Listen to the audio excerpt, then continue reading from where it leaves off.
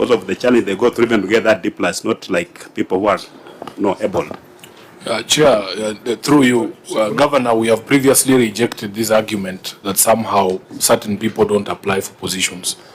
I remember when we were discussing this issue of ethnic balance, you cannot tell me that a Kikuyu staying in Kitale will refuse to apply for a job, and then there's a colleague of yours who came and told us that people from outside that county do not apply for jobs. You and me as political leaders know what exactly is happening in our counties, because there are people who think certain counties belong to certain people, so that if you come from Bungoma, you can't apply for a job in Trans Nzoia. They will tell you, nyinyi muko na yenu. Especially because of the special nature of PWDs. I agree with you. This is an affirmative action measure, so that there have to be deliberate efforts to be able to get them to even apply. It is not something you just say they don't apply. We have rejected that argument here. And if you ask these senators here, actually Kenyans want to work. We are asked for jobs every day. They send me messages in the thousands saying, I just want to come even if I'm going to sweep your office. So it is not possible that you can say people don't apply. If you look at recruitments that happen at the national level, you are looking for 20 people, you get 50,000 applications. So, Governor, that argument that people don't apply for jobs, here we really don't agree with such arguments. Maybe let's get all of this first so that you can respond at once. Two things, Governor. One, this is a constitutional obligation. So, as Senator Sifuna has said that. Number two, out of 3,661, 51 employees are people living with disability. My question to the Governor, how many people, including your partisan staff, have you employed, including casual employees? And finally, I thought in any advert, even if you open online or any, there always a red line that says PWDs and youth and women are encouraged to apply. So I thought that is how you encourage. Senior council, it is not that they refuse to apply. For some of us who have interacted with the officials from PWD Council, they even have their own ID if you have doubt. So, Chair, I agree with Senator Sifuna that argument is neither here nor there. Or, Governor, maybe it's courtesy of your normal rhetoric. It could be the essence. Order.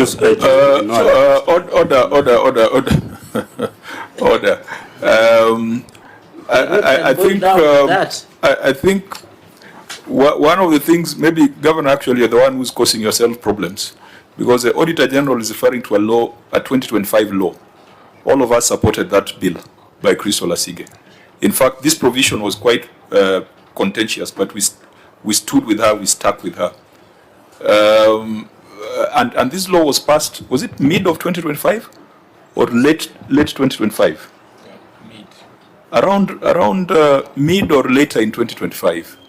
One of the things we ought to do is to give it some time and do a legislative impact assessment.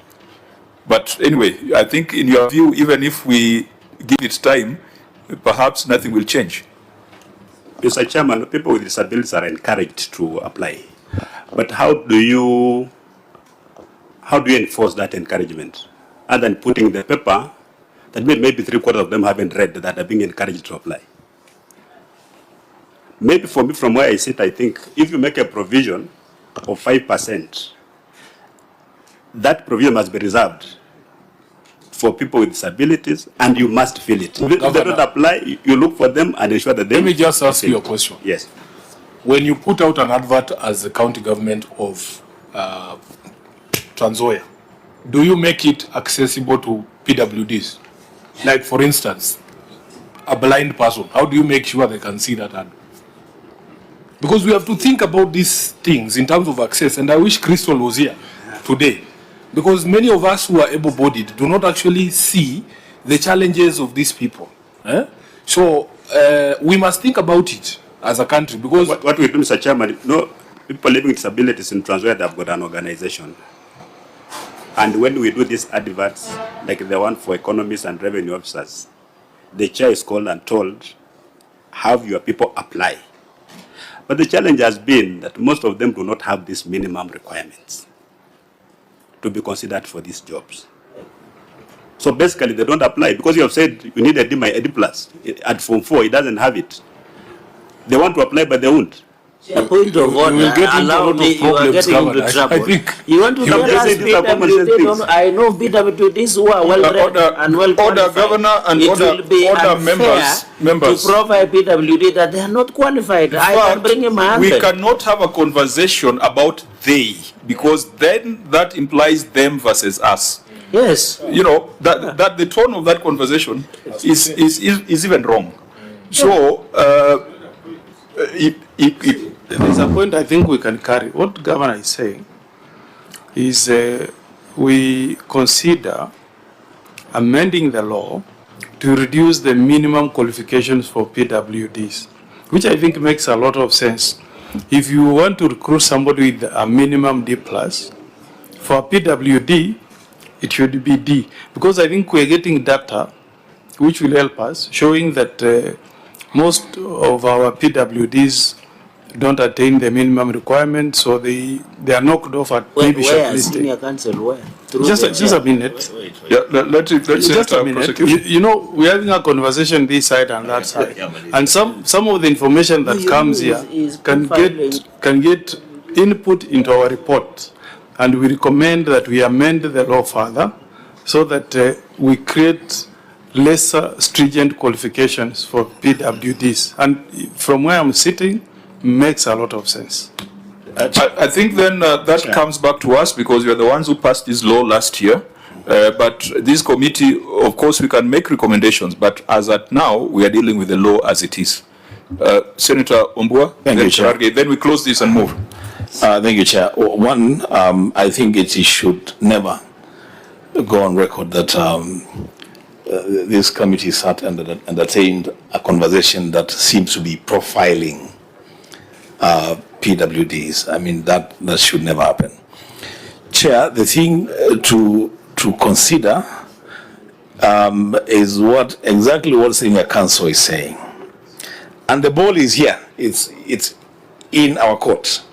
Because you see, Chair, without appearing to speak for the governor, the governor is telling you his reality. That is his reality on the ground. That is the challenge that he is facing on the ground. For us, we are guided by the law, which may not apply as it should in every county in this country. So, Chair, as I said in the morning, these conversations also give us opportunities to think through legislations that we have passed. So, if the reality in Trans Nzoia is that this category of people are not applying because perhaps the threshold is beyond what they have, what can we do? Is that replicated in other counties?